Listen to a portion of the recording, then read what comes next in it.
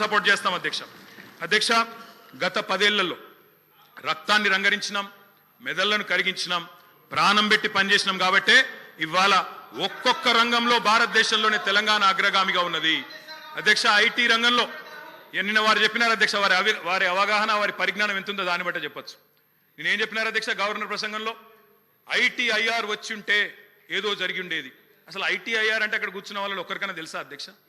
అసలు అది ఏందో తెలియదు అధ్యక్ష. నేను అడుగుతా ఉన్నా, ఇన్ఫర్మేషన్ టెక్నాలజీ ఇన్వెస్ట్మెంట్ రీజన్ ఏం చెప్పిన అధ్యక్ష? అందులో ఇన్ఫర్మేషన్ టెక్నాలజీ ఇన్వెస్ట్మెంట్ రీజన్ ప్రపోజల్లో 2013లో ఆనాడు యూపీఏ ప్రభుత్వం పెట్టినప్పుడు ఏం చెప్పారు అధ్యక్ష? అందులో ఐటీఐఆర్ అనేది కనుక వస్తే 2035వ సంవత్సరం కల్లా 2035 అంటే ఇంకా 11 ఏళ్ల తర్వాత 12 ఏళ్ల తర్వాత మనం అంటే ఉమ్మడి ఆంధ్రప్రదేశ్, ఆ రోజు ఇంకా తెలంగాణ అన్న మాట లేదు 2013లో, ఉమ్మడి ఆంధ్రప్రదేశ్గా మనం 2,09,000 కోట్ల ఎగుమతులకు చేరుకుంటాం 2035 కల్లా అని చెప్పారు ఐటీఐఆర్ ప్రపోజల్లో.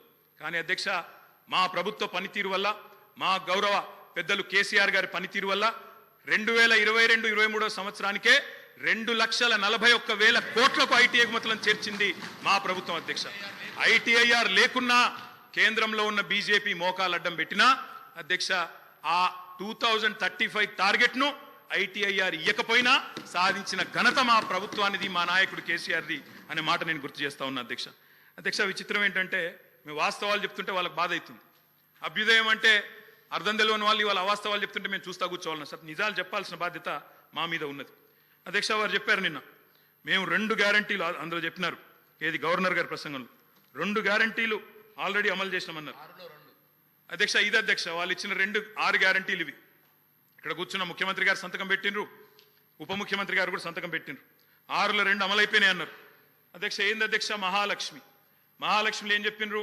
ప్రతి నెల మహిళలకు 2,500 రూపాయలు, 500 రూపాయలకే సిలిండరు, ఉచిత బస్సు ప్రయాణం.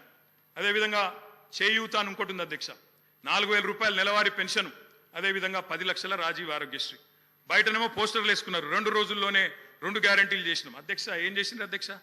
మహాలక్ష్మిలో ఉచిత బస్సు ప్రయాణం అనేది అంటే 3వ వంతు, ఆ 3వ వంతు కూడా మొత్తం చేయలే. సూపర్ లగ్జరీ కూడా ఫ్రీ అని పెట్టిండ్రు ఇచ్చినప్పుడు గ్యారంటీ కార్డుల మీద. ఇచ్చింది మాత్రం ఈరోజు పల్లె వెలుగు, సిటీ బస్సులు, ఆర్డినరీ బస్సులు, ఎక్స్ప్రెస్ బస్సులు తప్ప లగ్జరీ లేదు, గరుడ లేదు అధ్యక్ష. ఇంకోటి మరి నేను అడుగుతా ఉన్న, రాష్ట్రంలోని మహిళలందరి తరపున ఎవరైతే మీకు ఓటేసినారో వారందరి తరపున, ఓటు వేయని వారి తరపున కూడా అధ్యక్ష ఈ 2,500 రూపాయలు మహిళలకు ఇచ్చే కార్యక్రమం, రాష్ట్రంలోని మహాలక్ష్మి కార్యక్రమం 1,500,000 ఆడబిడ్డలు ఎదురు చూస్తా ఉన్నారు, 1,500,000 మంది ఆడబిడ్డలు ఎదురు చూస్తా ఉన్నారు. మా ఖాతాల్లో 2,500 రూపాయలు ఎప్పటి నుంచి పడతాయి? 100 రోజుల్లో పూర్తి చేస్తామన్నారు. మార్చి 17 మీకు కౌంట్ డౌన్ స్టార్ట్ అయింది, డిసెంబర్ 7 స్టార్ట్ అయింది, మార్చి 17కు 100 రోజులు నిండుతుంది. ఆ 100 రోజుల లోపల 1,500,000 మంది మహిళల ఖాతాల్లో 2,500 వేస్తారా అయ్యారా? 90 లక్షల తెల్ల కార్డులు ఉన్నాయి, 90 లక్షల తెల్ల కార్డులకు మరి సిలిండర్ ఇస్తారా అయ్యారా? చూస్తాం అధ్యక్ష. ఇస్తే స్వాగతిస్తాం, తప్పకుండా ఇస్తే మీ వెల్కమ్ ఇట్ ఇవ్వాలనే కోరుతున్నాం, తప్పకుండా ఇవ్వాలని కోరుతున్నాం అధ్యక్ష. ఇక్కడ చెప్పారు దయచేసి, I'm not yielding sir, I'm not yielding please. ముఖ్యమంత్రి గారు అధ్యక్ష అందరూ మిగతా వాటిలలో వాళ్ళకి రాజకీయ కోణాలు ఉండొచ్చు, కానీ ఈ విషయంలో